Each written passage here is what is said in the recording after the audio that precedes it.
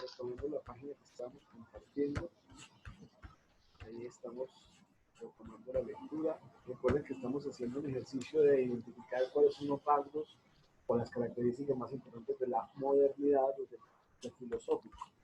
Y estamos leyendo el texto de Immanuel Kant que se llama ¿Qué es la ilustración? Julián, retoma la lectura. Pero en cambio, Pero en cambio es bien posible que el público se ilustre a sí mismo, siempre que se lo deje en libertad. Ello es inclusive casi inevitable. Siempre se encontrarán con algunos hombres que piensen por sí mismos, incluso entre los tutores instituidos del montón, quienes después de haber arrojado el yugo de la minoría de edad, propagarán el espíritu de una estimación racional del propio valor y de la vocación que todo hombre tiene de pensar por sí mismo. Notemos en particular que el público al que con anterioridad los tutores habían puesto bajo este yugo, después los obliga a someterse al mismo cuando algunos de sus tutores, por sí mismos incapaces de toda ilustración, los incita a la sublevación. Tan dañino eh, es incalcular prejuicios, ya que ellos terminan por vengarse de los que han sido sus autores o precursores. Por ello queda el público alcanzar la ilustración solo lentamente. Quizás sea posible producir por una revolución la caída del despotismo personal o de alguna opresión interesada y ambiciosa, pero jamás se logrará una ver- verdadera reforma del modo de pensar, sino que surgirán nuevos prejuicios que, como los antiguos, servirán de andaderas para el montón que carece de pensamiento. gracias Julián. Entonces viene la cuestión, ustedes recordarán que Kant escribe este ensayo 2 años después de que ocurre la revolución, o en el periodo donde está ocurriendo la revolución francesa. Pues tengan en cuenta que Kant está criticando el despotismo. El despotismo es un sistema de gobierno donde no se escuchan más las propias opiniones y los mandatarios no siguen las leyes. Entonces, una persona déspota es aquella que quiere imponer su voluntad. Y Kant está diciendo, mire, van a haber tutores, es decir, personas que quieren enseñarles a ustedes la verdad, que cuando salen de la minoría de edad, les enseñen a ustedes a pensar por ustedes mismos. Y cuando usted se libere, va a llegar el punto donde va a querer desquitarse de aquellos que lo vean hacer cosas que no eran así. Eso se llama rebeldía. A veces, chicos, sobre todo a su edad, uno concibe de mala manera la rebeldía. Y la rebeldía hace un movimiento contrario, es decir, somos rebeldes para poder pensar, en lugar de pensar para llegar a ser rebeldes. Entonces, ¿la rebeldía qué es? Es ese movimiento donde tú estás en contra de algo, ¿cierto? Pero lo puedes hacer o bien porque simplemente es parte de tu conciencia, de lo que no estoy de acuerdo ya, o porque es un ejercicio pensado, crítico y analizado. Entonces, aquí siempre va a haber personas, hombres y mujeres en este contexto, que quieran pensar por sí mismos. Laurita Álvarez, sigue leyendo. Pero para eso la ilustración. Pero para eso la ilustración solo se exige libertad, y por cierto, la más inofensiva de las que pueden llamarse libertad, a saber, la libertad de hacer uso público de la propia razón en todo respecto. Sin embargo, oigo exclamar por doquier, no razones, el oficial dice, no razones, ayéstrate. El consejero de finanzas, no razones si no paga. El pastor, no razones si no cree. Solo un único Señor en el mundo dice, razonad todo lo que queráis, pero obedeced. Por todos lados limitaciones de la libertad. ¿Pero qué limitación impide la ilustración y cuál por el contrario la fomenta? Respondo, el uso público de la razón debe ser... Ay,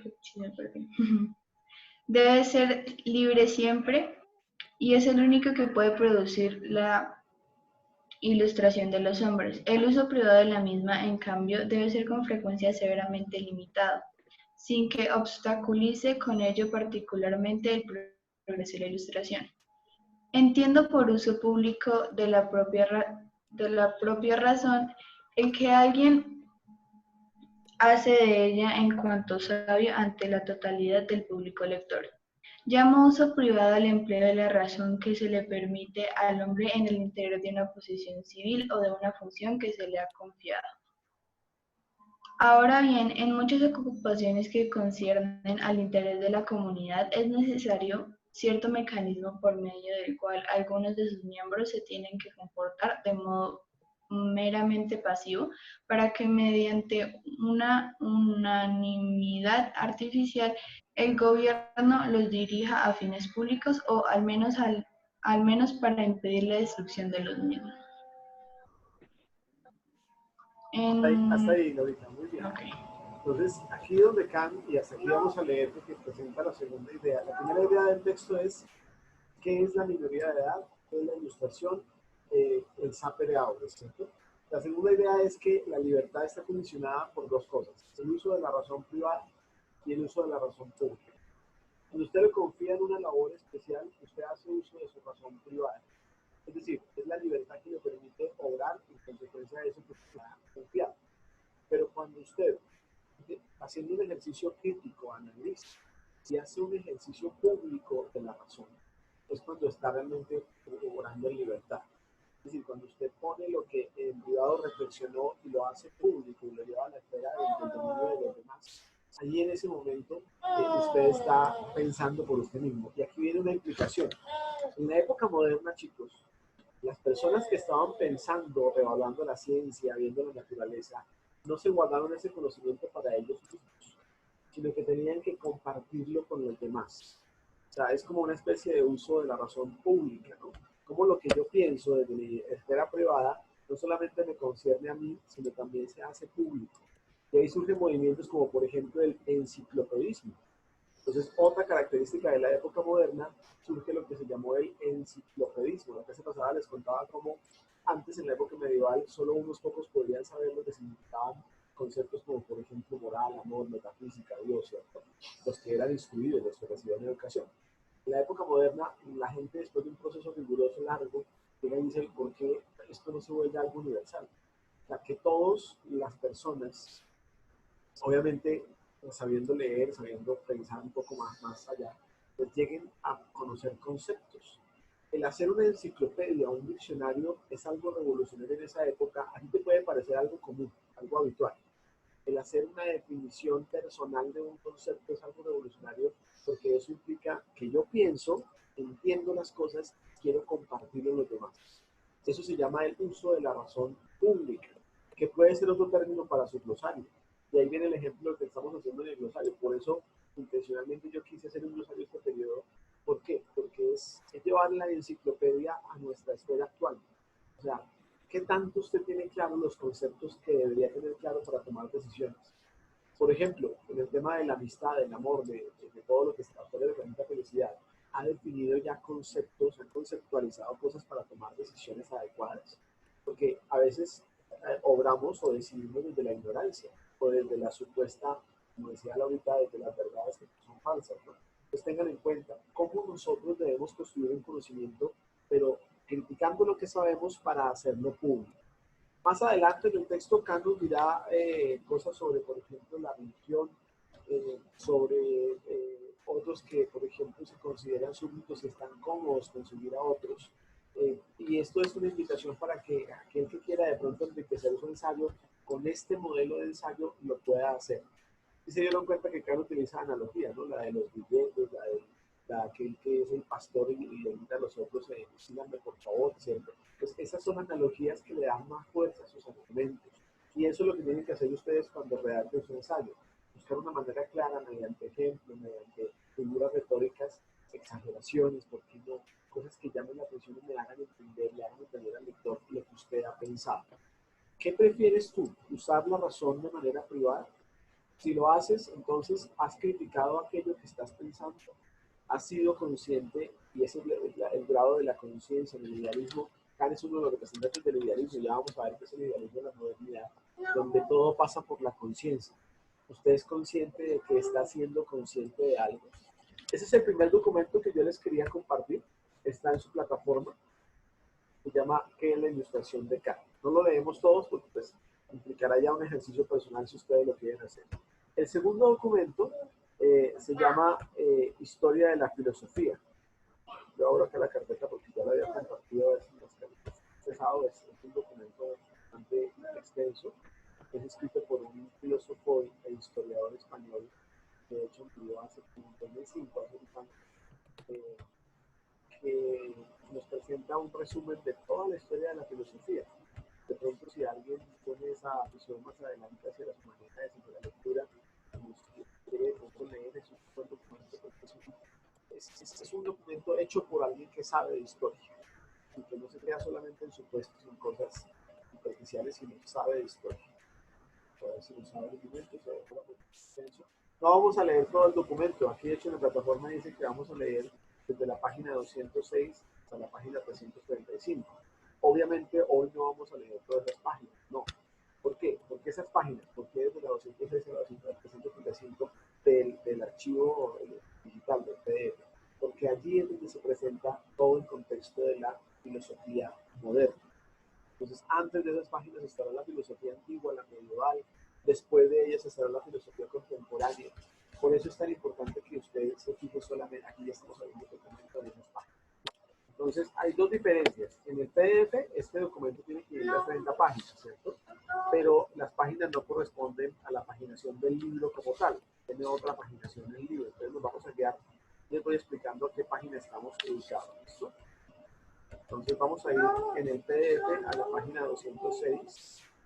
Entonces, 206 en el PDF. De abajo más rápido. ¿Listo? Donde comienza todo lo que tiene que ver con la filosofía moderna. El comienzo de la filosofía moderna. Aquí es donde nos vamos a detener un segundo a cuestionar los siglos que corresponden a la filosofía moderna. De hecho, Julián María nos presenta que son los siglos XV, XVI, XVII, XVIII.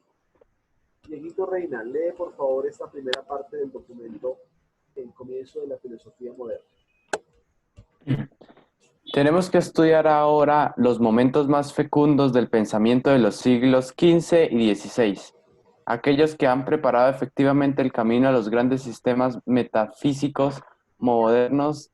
Desde Descartes hay una línea de pensadores discontinua y poco visible que mantiene vivo el auténtico problema filosófico o crea las bases necesarias para plantear de un modo original y suficiente las preguntas esenciales de la nueva metafísica europea.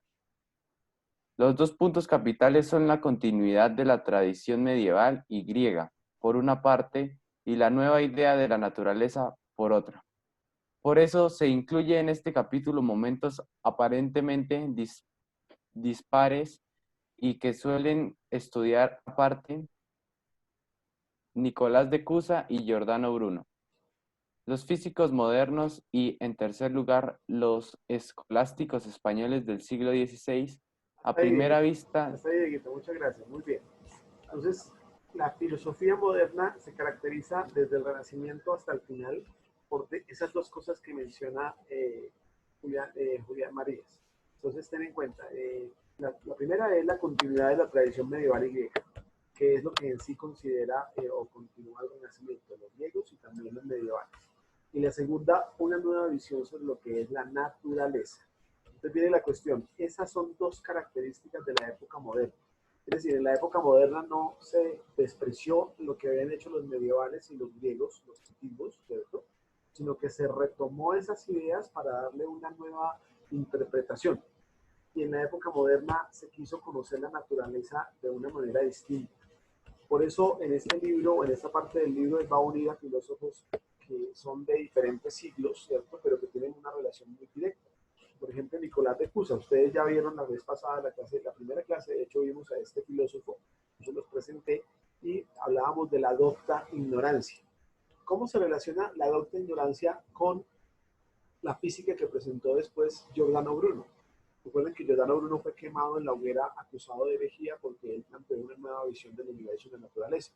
¿Por qué? Porque, a ver, hay que reconocer nuestra ignorancia, diría Nicolás de Cusa, para comenzar a pretender saber algo, que es una nueva interpretación, también una nueva lectura de solo sé que nada sé de Sócrates. En la época antigua él decía, La única manera en la que usted tiene que entender que llega a saber algo es reconociendo que no sabe. Usted ya cree que se las sabe todas, ¿qué sentido tiene el querer saber? Que es también un principio del escepticismo o del método cartesiano, ¿no? Dude de aquello que pretende o que cree saber. Entonces, nosotros tenemos que entender, no vamos a leer todo el texto, obviamente, sino lo que presenta este documento.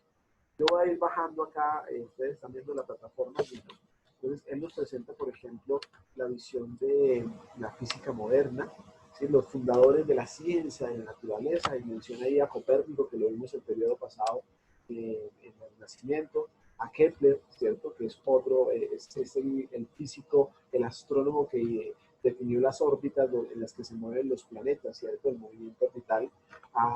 Tenemos también a Galileo, y finalmente a Isaac Newton. Entonces, sí, Isaac Newton, filósofo también, que intentó comprender cómo estaba conformada la naturaleza, la visión de la física moderna. Más adelante, el computador tiene el pin muy cerca de la siguiente página. Disculpen,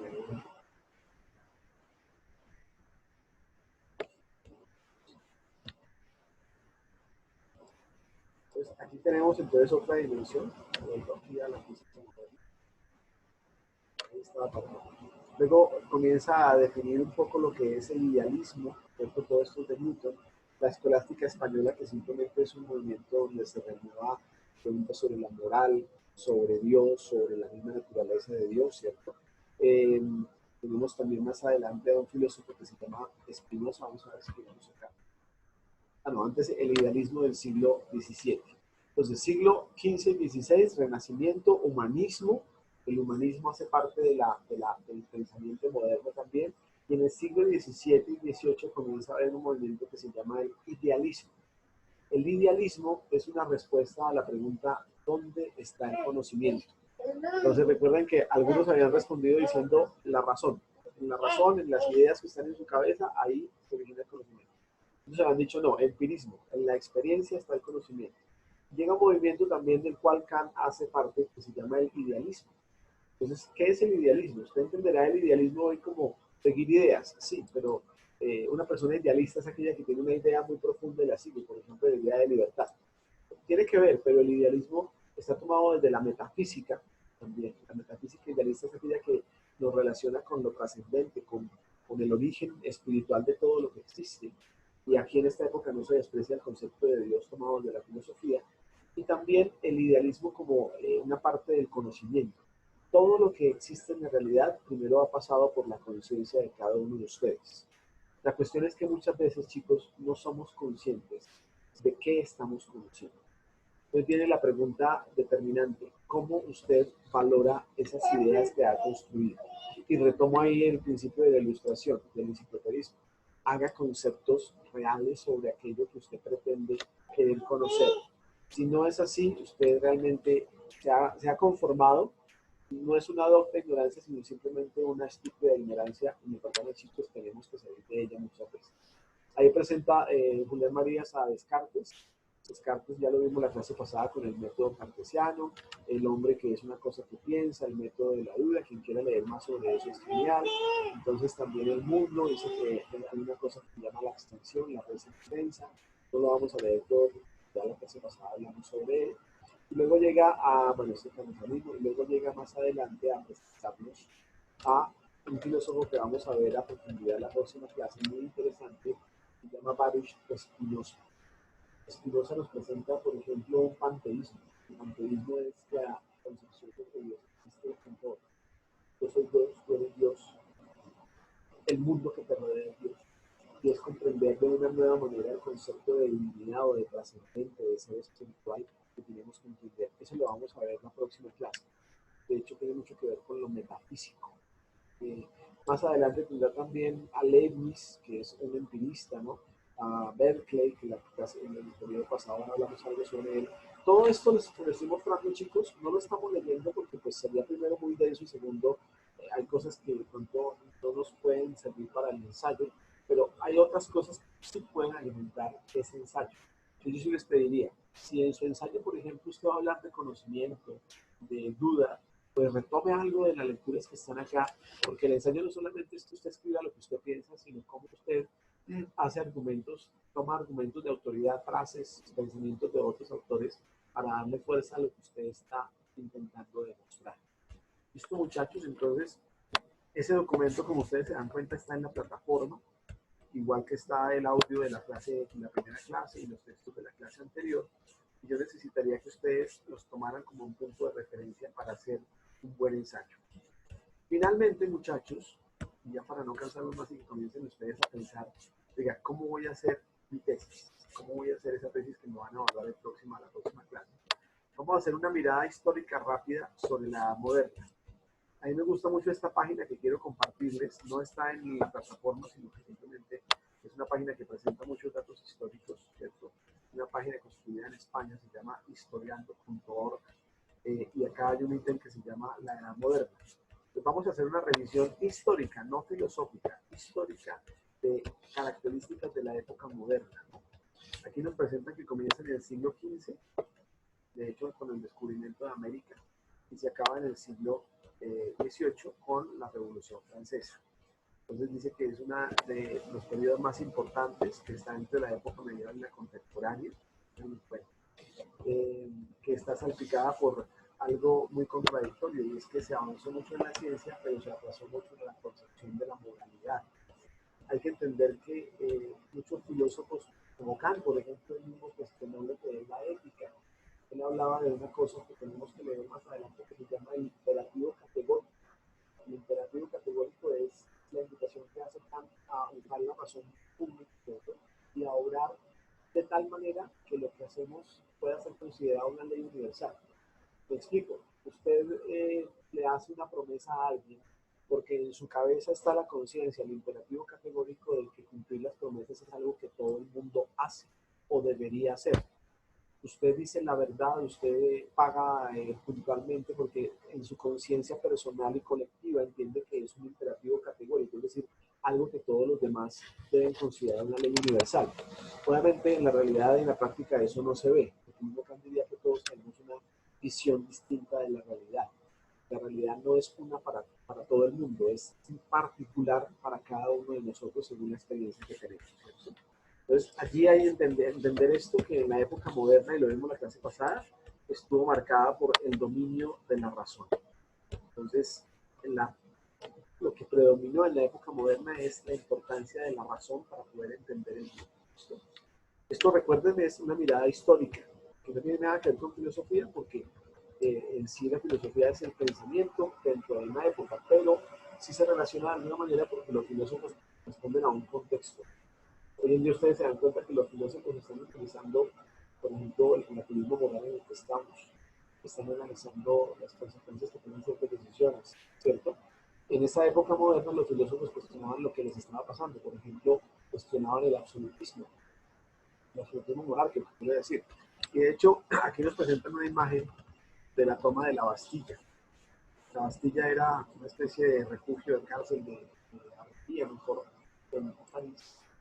Los explotaron esta revolución francesa, se metieron ahí, sacaron todas las armas y comenzaron a derrocar a esa monarquía absolutista. Entonces, la cuestión es que es una imagen muy representativa del fin de la época moderna.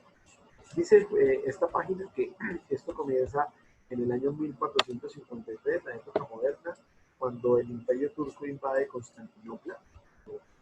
Y también en esa época está el descubrimiento de América, la invención de la imprenta, y se acaba con la Revolución Francesa.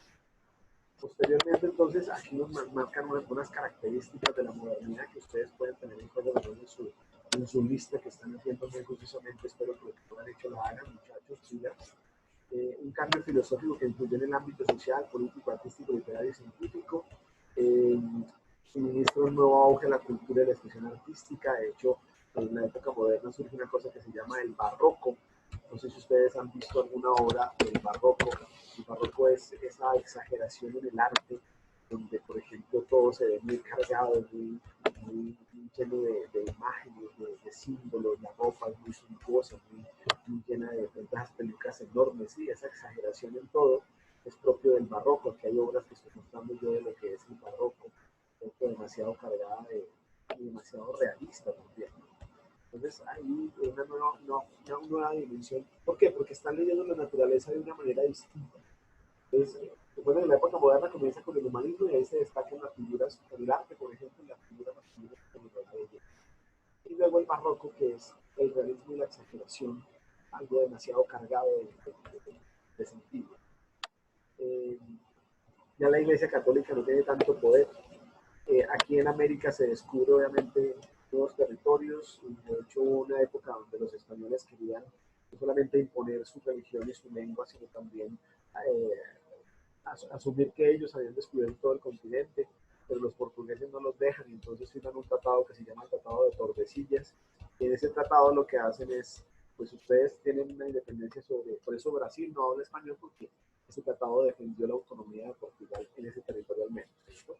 El nacimiento en la Edad Moderna, ya vimos esto en la clase pasada, aquí solamente mencionar a estos escultores y pintores, ¿no?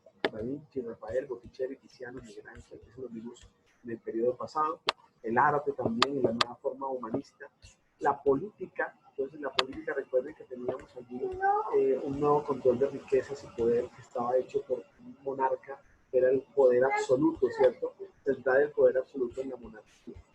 La iglesia pierde su poder, o va perdiendo su poder. Entonces, dentro de esta dimensión, chicos, esta mirada de la época moderna nos sirve para poder llegar a pensar otros rasgos, por ejemplo, la esclavitud, la religión también, la religión que se extendió como una nueva dimensión, aunque todavía la Iglesia Católica era muy respetada, ¿cierto? Los inventos, en el siglo XV se inventó la imprenta, y esto sí que marca algo nuevo, porque cuando se inventa la imprenta, comienzan a pensar y a decir, oiga, ¿por qué no podemos hacer público todo lo que conocemos? Eso hoy es muy peligroso, porque cualquiera escribe cosas en las redes sociales y quiere tener el conocimiento, ¿no? Aquí tenemos a Johannes Gutenberg, que es el que hace imprenta, traduce la Biblia, publica Biblias en las lenguas de cada historia. Se inventa el microscopio en el siglo XVI, el termómetro. Entonces la medicina también va surgiendo también de una manera distinta. Recuerden que la falta de penicilina, por ejemplo, en la época medieval, pues tuvo grandes consecuencias, ¿no? Aquí comienza como a hacer ese giro. Todavía no existe la penicilina, pero comienza como a surgir la necesidad de crear nuevas cosas para mejorar la calidad de vida de las frutas. En el siglo XVIII el telescopio, la calculadora, que la vimos en la primera clase, como se había hecho. En el XVIII el piano para rayos, la máquina de vapor, la máquina de coser, y allí es donde también va haciendo un giro, porque luego viene la revolución industrial, que ya hace parte de la época contemporánea. O sea, miren cómo toda la época moderna va haciendo como un escalón tras otro, un peldaño tras otro, para llegar a la época contemporánea con la revolución industrial. Una imagen, por ejemplo, del presidente de Estados Unidos, Benjamin Franklin, intentando pues medir la dimensión del rayo y el poder. Entonces, chicos, todo esto que les estoy diciendo, ya para ir terminando esta parte, son rasgos de la época moderna. Estos rasgos ustedes deben tenerlos en cuenta dentro de sus ensayos. Si usted en su ensayo va a defender la idea del pensamiento propio, es muy válido. Pero en ese ensayo, fuera del pensamiento propio también, usted tiene que explicarnos a nosotros, a ustedes mismos, qué relación tiene eso con la época de la modernidad, con los representantes de esta época. Chicos, en ese sentido yo quiero que ustedes tomen este espacio, esta media hora que nos queda de clase, para que comiencen a redactar su tesis. Una tesis es, repito, una afirmación categórica que se hace, que requiere ser demostrada mediante argumentos. Entonces yo les voy a mostrar algunos, o les voy a contar algunos ejemplos de tesis para que ustedes se vayan guiando sobre diversos temas. Por ejemplo, yo que voy a hacer mi mentepacto y mi tesis sobre la Revolución Francesa, yo tengo primero que hacer un análisis de toda la información que tengo de la Revolución Francesa. Y de toda esa información me voy a hacer preguntas. Entonces me voy a preguntar, mira, ¿cuál fue la importancia de la Revolución Francesa? ¿Qué fue primero, la Revolución Francesa o la independencia de Estados Unidos? Porque van relacionadas. Sin la Revolución Francesa hubiera podido haber procesos de independencia, por ejemplo, en América. ¿Cuál fue la causa de la Revolución Francesa? Esas preguntas yo las voy a seleccionar muy cuidadosamente, porque de esa selección que yo estoy haciendo, voy a sacar luego lo que se llama la tesis. De todas esas preguntas, yo digo, oiga, ¿cuál es la pregunta que me parece más interesante, relevante, que me gustaría a mí profundizar en un ensayo argumental? En ese sentido, entonces, planteo de esa pregunta que escogí una posible respuesta, una tesis, una afirmación que es la que yo quiero demostrar a través de del ensayo. Entonces yo digo, bueno, de todo esto que ya hablé de la Revolución Francesa, por poner un ejemplo, voy a demostrar que sin la Revolución Francesa, muy posiblemente la idea de libertad que hoy concebimos o que concebimos en esa época, siglo XIX, también en el XX, no se hubiera tomado de manera igual. Les voy a decir, la idea de libertad surge cuando el hombre se cuestiona y revoluciona su mente, por ejemplo, la Revolución Francesa. Esa es mi tesis, es una afirmación categórica que yo ahora tengo que demostrar mediante argumentos. Entonces, si yo digo que la idea de libertad surge con las ideas revolucionarias, por ejemplo, Revolución Francesa, tengo la categoría idea, libertad, revolución. Esas son categorías mentales que yo tengo que profundizar a través de todo mi escrito. Cuando uno en un ensayo pone palabras clave después del resumen, se lo voy a mostrar en la próxima clase, un modelo de ensayo, ya está haciendo el mío, el de la Revolución Francesa. Entonces, cuando yo tengo esa idea, lo que hago en palabras clave es poner allí esas categorías. Revolución, libertad, que son las palabras que en sí yo voy a tomar a través de todo el escrito. ¿Listo, muchachos? Entonces, otros ejemplos de tesis que ustedes tienen también que llegar a determinar. Si yo voy a hablar, por ejemplo, del coronavirus, hoy en día, entonces, el coronavirus, ¿qué me gustaría a mí afirmar, demostrar o de qué los quiero convencer?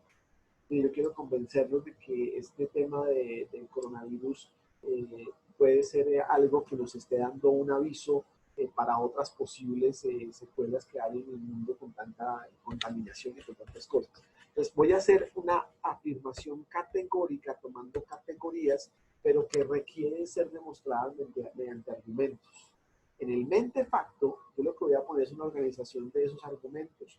Luego me voy a sentar y voy a decir, bueno, ¿y de qué manera voy a redactar para que ese texto tenga un peso, una contundencia, algo tomando figuras retóricas como la exageración, la hipérbole, como la metáfora, la comparación, la analogía, figuras retóricas que ustedes ya tienen que manejar? Chicos, cuando ustedes estén en la universidad, muy seguramente van a tener que hacer ensayos, ¿cierto? Ya los estamos haciendo, empezando a hacer acá. Y allí es donde está la habilidad que ustedes deben construir para formular tesis y buscar argumentos que sean adecuados. Entonces, chicos, nos quedan 25 minutos, 20 minutos más o menos. Yo les voy a pedir que en este tiempo usted se dedique ahí en sus apuntes a, si no pueden sacar la tesis, al menos a hacerse preguntas sobre la modernidad. Los que no han hecho esa lista de rasgos de la modernidad, háganla. Porque así, al revisar eso, dicen, uy, yo voy a hablar de esto y de esto. Y les va a quedar mucho más fácil hacer el ensayo que partir de la nada o de lo que usted supuestamente cree saber. Recuerden, chicos, esa invitación de Kant es piense por usted mismo. Tape de audio, no copie las ideas de otros. Puede indagar, puede meterse en internet, puede decir, oiga, ¿cuál es la importancia de la modernidad? Porque el ensayo gira sobre ese tema, el valor de la modernidad. Pero que sea una idea suya. Para mí, ¿por qué es valiosa la época moderna? ¿Qué relación tiene la modernidad con lo que yo estoy ahora construyendo, con la ciencia, con la tecnología, con mi forma de ver el mundo? ¿Será que yo soy menor de edad frente a todo eso, según lo que me dice Kant? Creo todo lo que me dice, es decir, no dudo de nada, según lo que dice Descartes. Entonces, la próxima clase yo les voy a presentar a Spinoza, a Leibniz, a otros filósofos de la época moderna, para que tomen más ideas para su ensayo. ¿Listo, muchachos? ¿Les parece eso? Tomamos estos minutos para que hagan su tesis, de tal manera que no les quede de tarea después de una tarde, una noche ya de afán, lo que la puedan hacer con tranquilidad, y el próximo martes la corregimos. Dime, Samuel. Debemos hacer eso, la tesis. ¿Cómo? ¿Cómo debemos hacer la tesis? Entonces, la tesis, muy bien, buena pregunta. O sea, la tesis es que usted ponga en su apunte, tesis, 2 puntos. Yo les doy este consejo. Escriban si quieren o háganse las preguntas más significativas sobre la época moderna. ¿Qué preguntas les surgen a ustedes? Ya sabemos cuándo surgió y cuándo terminó, luego esa pregunta no es relevante. Las características de la época moderna, ¿cuáles son? ¿Por qué es importante la época moderna? ¿Qué de la modernidad hoy necesitamos de pronto volver a hacer surgir en esta época actual? De lo que ya hemos revisado. Entonces, de esa pregunta, Samuel, Luego de esas preguntas tú escoges y dices, oye, yo me quiero ir por este tema. Mire, hoy en día es necesario recuperar estos valores de la modernidad. ¿Cuáles?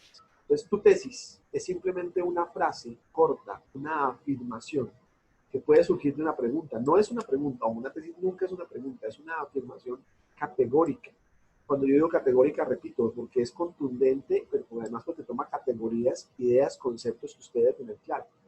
Si yo pongo mi tesis, y acá les doy un ejemplo, ojalá, pues si la quieren tomar y parafrasear es muy interesante, pero bueno, no la copien a pie de letra, ¿no? Mire, hoy en día es necesario recuperar ciertos valores de la época moderna, por ejemplo, el pensamiento propio. Es una afirmación categórica. Yo estoy tomando la categoría actualidad, categoría traer al presente, la categoría modernidad, ¿cierto? Pues esas categorías son las que yo voy a desglosar, las que yo voy a tomar cuando redacte mi ensayo. ¿Por qué? Porque eso requiere ser demostrado con argumentos. O sea, eso que estoy diciendo yo de que hoy en día necesitamos recuperar valores de la modernidad, yo tengo que demostrarlo. ¿Por qué? ¿Cómo? ¿Qué valores? ¿A qué me refiero? Eso ya sería todo el resto de argumentos que voy a hacer para demostrar mi tesis. Entonces, Samuel, la próxima clase, ¿qué va a pasar? Usted simplemente abre su cuaderno y dice, mire, mi tesis es esta próxima. Y la analizamos, la discutimos. Todavía no nos va a decir argumento ni nada de eso, sino solamente nos va a leer su tesis. Una afirmación corta, contundente, muy sencilla. Entre más sencilla, de hecho, sea mejor, porque el punto es que le va a quedar esto más fácil de mostrarla, pero también póngale algo de los términos que hemos utilizado al analizar la modernidad. ¿Listo, Samuel? ¿Preguntas, dudas, inquietudes? Entonces, chicos, próxima clase. Antes de que yo comience a exponerle más información y todo esto, ustedes, cada uno, todos, tienen que leer su tesis. ¿Listo? ¿Es el trato? No tienen que enviármela, no tienen que subirla a la plataforma, no tienen que mandarla por WhatsApp, no. Háganla para que la próxima clase, en estos 20 minutos que les quedan, háganla para que la próxima clase la compartamos y podamos hacer una presentación de mi tesis. ¿Listo? Vale, muchachos, tomamos estos minutos para que hagan su tesis. Chicos, Dios los bendiga. Entonces estamos hablando la próxima clase y nos vemos. Gracias, profe. Bueno, profe, Ustedes, gracias. chicos, Bueno, que Que les le vaya bien. chao, profe. Chao, profe.